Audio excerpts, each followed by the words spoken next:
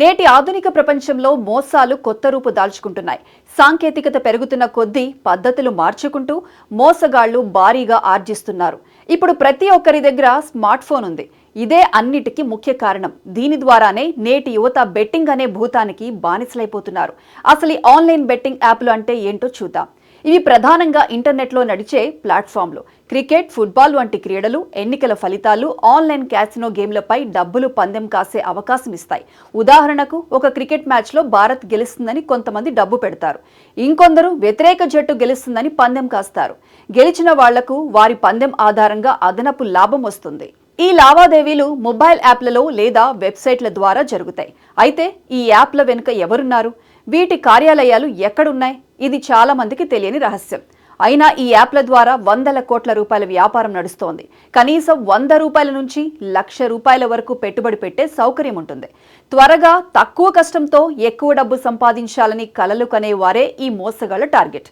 చిన్న ఉద్యోగాలు చేసేవాళ్లు, నెల జీతంపై ఆధారపడే వ్యక్తులు ఈ యాప్లకు ఎక్కువగా ఆకర్షితులవుతున్నారు. ఈ యాప్లు మొదట్లో చిన్న చిన్న లాభాలు ఇచ్చి నమ్మకం కలిగిస్తాయి. ఉదాహరణకు 200 రూపాయలు పెట్టి 500 లేదా 1000 రూపాయలు పెట్టి 2000 గెలిచారనుకోండి. ఈ చిన్న గెలుపులు చూసి ఆడేవాళ్లే ఎక్కువ డబ్బు పెట్టడానికి ఆకర్షితులవుతారు. కానీ ఎక్కువ మొత్తం పెట్టిన తర్వాత యాప్ల సిస్టమ్ మారిపోతుంది. అప్పటి వరకు గెలుస్తూ వచ్చిన వాళ్లు ఓడిపోవటం మొదలవుతుంది. ఒకవేళ గెలిచినా ఆ డబ్బును బ్యాంకు ఖాతాకు బదిలీ చేయడానికి అనుమతించరు. కస్టమర్ సపోర్ట్కు సంప్రదిస్తే ఆటోమేటెడ్ సందేశాలు లేదా అస్పష్టమైన జవాబులు వస్తాయి. ఇంకా భయంకరమైన విషయం ఏంటంటే, కొన్ని యాప్లు వినియోగదారుల బ్యాంక్ ఖాతా వివరాలు, వ్యక్తిగత సమాచారాన్ని సేకరించి సైబర్ నేరాలకు ఉపయోగిస్తాయి. ఈ యాప్లు ఎక్కువగా చైనా, దుబాయ్, సైప్రస్, మాల్టా వంటి విదేశీ దేశాల నుంచి నడుస్తాయి. భారత్లోని యువతను లక్ష్యంగా చేసుకుని వారి ఆర్థిక, మానసిక బలహీనతలు లాభంగా మలుచుకుంటున్నాయి. ఈ యాప్లకు బానిసలైన వాళ్లు అధిక వడ్డీకి అప్పులు తీసుకుంటారు. ఇంట్లో బంగారం, బైక్లు, కార్లు తాకట్టు పెట్టి డబ్బు సమీకరిస్తారు. ఒక ఉదాహరణ చూద్దాం. ఒకవేళ 3,000 రూపాయలు 6,000 అయినా ఆ డబ్బును తీసుకోకుండా 20,000 చేయాలని ప్రయత్నిస్తాడు. చివరికి మొత్తం నష్టపోతాడు. ముందు గెలిచాను, మళ్లీ గెలవచ్చు అని మళ్లీ ఆడతాడు. ఇలా అప్పులు చేస్తూ ఆ అప్పులు తీర్చడానికి మళ్లీ అప్పులు తీసుకుంటూ ఆడుతూ నష్టపోతూ చాలా మంది మానసిక ఒత్తిడిలోకి వెళ్తున్నారు. ఎవరితోనూ చెప్పుకోలేక, రుణాలు తీర్చలేక కొందరి జీవితాన్నే ముగిస్తున్నారు. ఒక దిగ్భ్రాంతికరమైన సంఘటన చూద్దాం. విజయవాడలో ఓ 25 ఏళ్ల యువకుడు ఆన్లైన్ క్యాసినో గేమ్లో 8 లక్షలు పోగొట్టుకుని మానసిక ఒత్తిడితో ఆసుపత్రిలో చేరాడు. 2023లో హైదరాబాద్లో ఓ కుటుంబం 25 లక్షల రుణం తీర్చలేక ఒత్తిడితో ఆత్మహత్యకు పాల్పడింది. ఈ ఆర్థిక నష్టాలు, కుటుంబ సమస్యలు, సామాజిక ఒత్తిడి బాధితులను తీవ్రంగా కుంగతీస్తున్నాయి. కాబట్టి ఈ యాప్లకు పూర్తిగా దూరంగా ఉండాలి. కష్టపడకుండా డబ్బు రాదని మనసుకు గట్టిగా చెప్పుకోవాలి. మానసిక వైద్యులను సంప్రదించి వారి సలహాలు పాటించాలి. కుటుంబ సభ్యులతో బహిరంగంగా మాట్లాడాలి. కష్ట సమయంలో నిజంగా సహాయం చేసేది కుటుంబం మాత్రమే. బెట్టింగ్ యాప్లను మొబైల్ నుంచి తొలగించాలి. సోషల్ మీడియాలో వీటి ప్రకటనలను బ్లాక్ చేయాలి.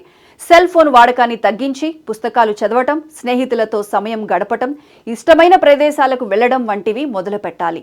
ఇలా క్రమంగా జీవితాన్ని సాధారణ స్థితికి తీసుకురావాలి. ప్రభుత్వం ఈ యాప్స్ ని నివారించలేదా అంటే, ముఖ్యంగా ఈ యాప్లు భారత చట్టాలను ఉల్లంఘిస్తూ ట్యాక్స్ లొసుగులను ఉపయోగిస్తాయి. సోషల్ మీడియాలో భారతీయ నగరాలను చూపించినా వాటి సర్వర్లు విదేశాల్లో ఉంటాయి. దీనివల్ల ట్రాక్ చేయడం కష్టమవుతుంది.